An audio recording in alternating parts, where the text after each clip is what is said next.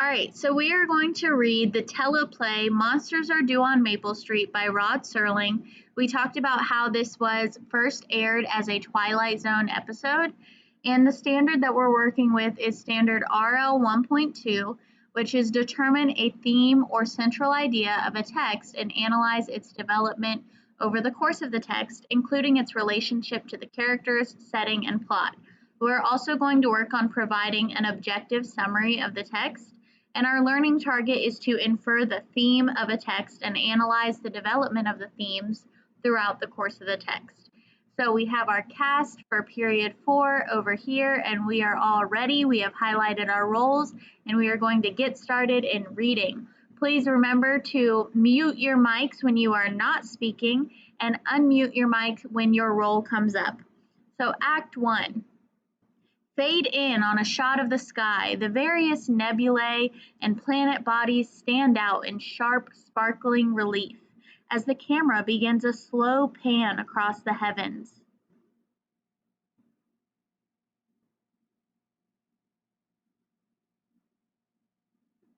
Alex may still be in the restroom.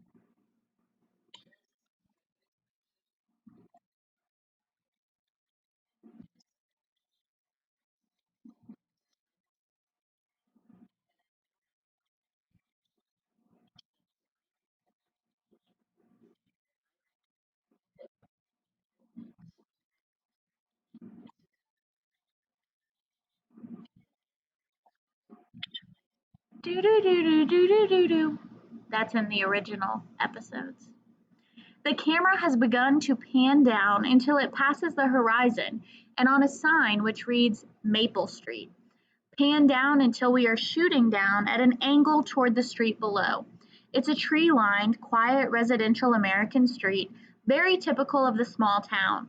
The houses have front porches on which people sit and swing on gliders, conversing across from house to house. Steve Brand polishes his car parked in front of his house. His neighbor, Don Martin, leans against the fender watching him. A good humor man rides a bicycle and is just in the process of stopping to sell some ice cream to a couple of kids. Two women gossip on the front lawn. Another man waters his lawn.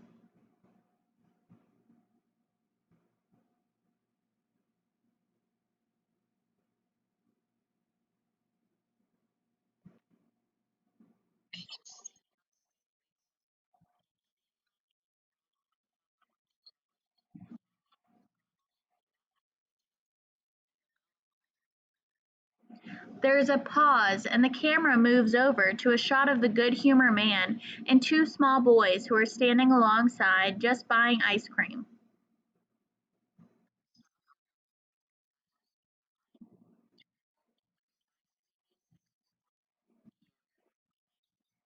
At this moment, one of the little boys, Tommy, looks up to listen to a sound of a tremendous screeching roar from overhead. A flash of light plays on both of their faces, and then it moves down the street past lawns and porches and rooftops, and then disappears. Various people leave their porches and stop what they're doing to stare up at the sky. Steve Brand, the man who's been polishing his car, and now stands there transfixed, staring upwards. He looks at Don Martin, his neighbor from across the street.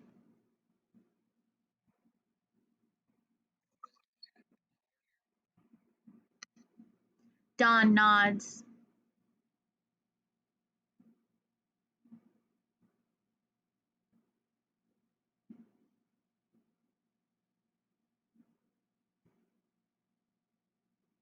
Austin, we're ready for Don's line.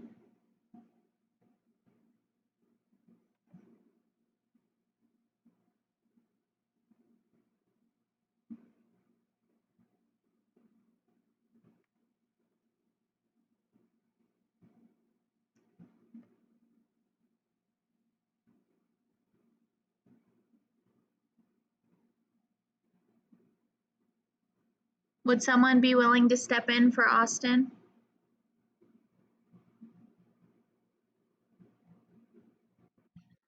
Thank you. Don nods.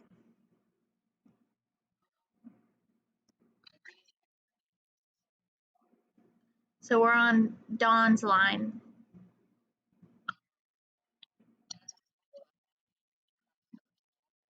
Thank you. Steve shakes his head.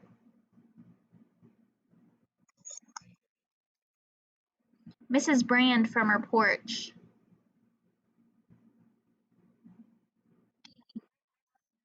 Steve raising his voice and looking toward the porch.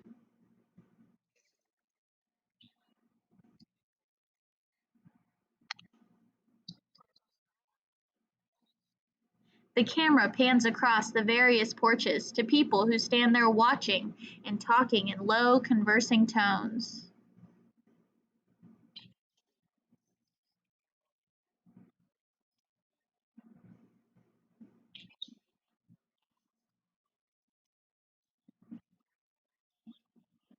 The camera slowly pans across the porches again.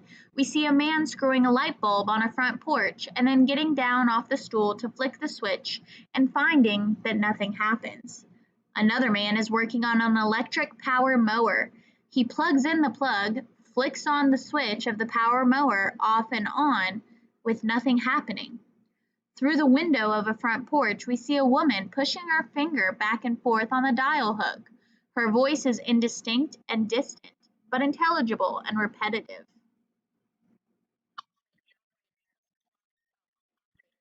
Mrs. Brand comes out on the porch and calls to Steve.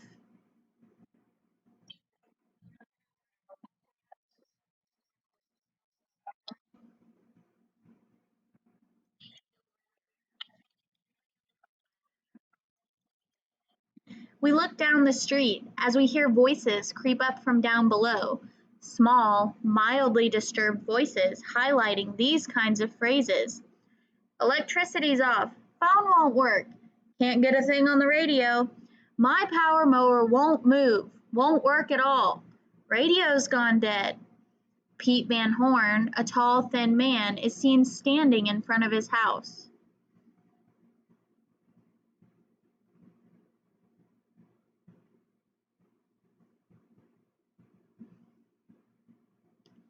Gabriel, this is your line.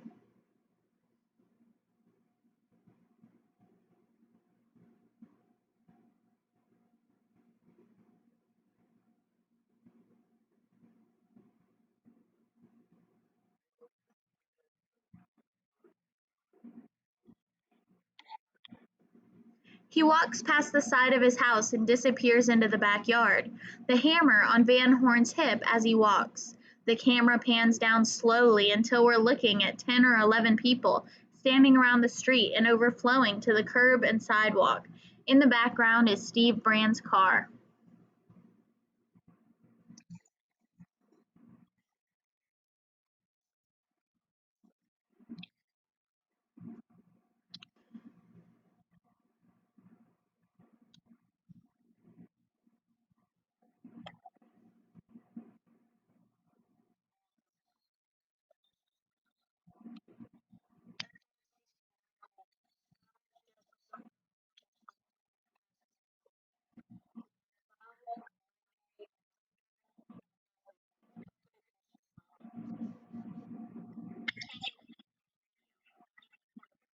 The people again murmur softly in wonderment and question.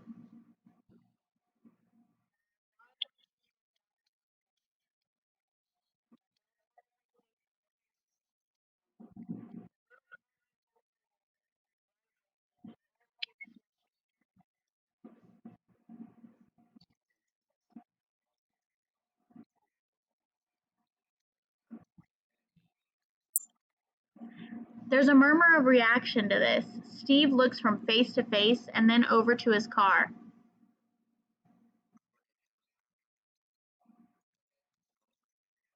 He walks over to the car, gets in it, turns the key. Beyond it, we see the crowd watching him from the other side. Steve starts the engine. It turns off sluggishly and then just stops dead. He tries it again, and this time he can't get it to turn over. Then, very slowly and reflectively, he turns the key back to off and then slowly gets out of the car. As I stare at Steve, he stands for a moment by the car, then walks toward the group.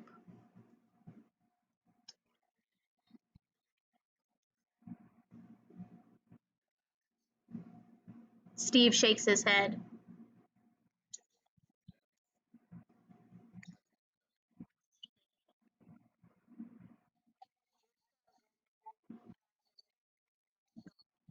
Then he turns towards Steve.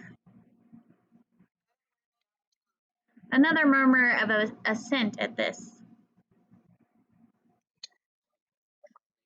He turns to look back at the car. He and Charlie exchange a look. Then they start to walk away from the group. We see Tommy, a serious faced 14-year-old in spectacles, who stands a few feet away from the group, halfway between them and the two men who start to walk down the sidewalk.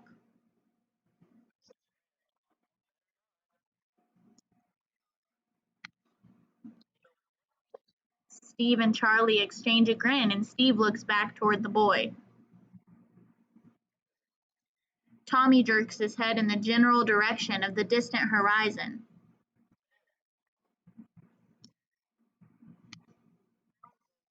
Tommy very intently.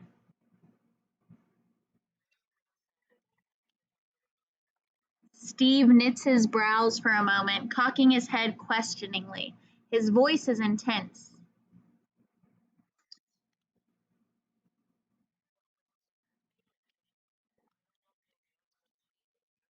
Steve leaves Charlie and walks over to the boy. He kneels down in front of him. He forces his voice to remain gentle. He reaches out and holds the boy.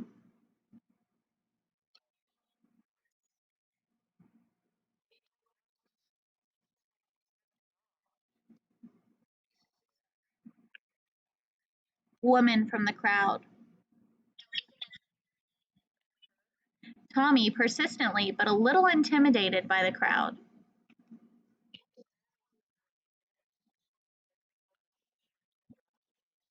Woman to the boy's mother Sally, who stands on the fringe of the crowd.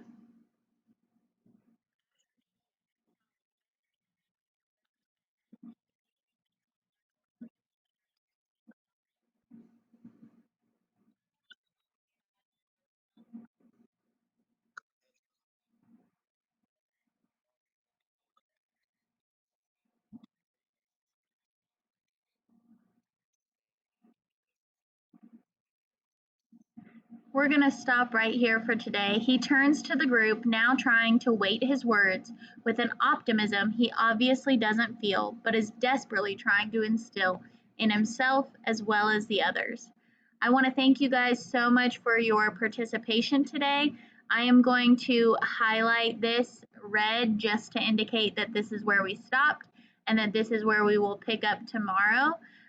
Please make sure that you are present so that you can perform your roles tomorrow as well. I appreciate you guys and your participation today. Thank you so much. You can go ahead and log out. Please make sure that you save this.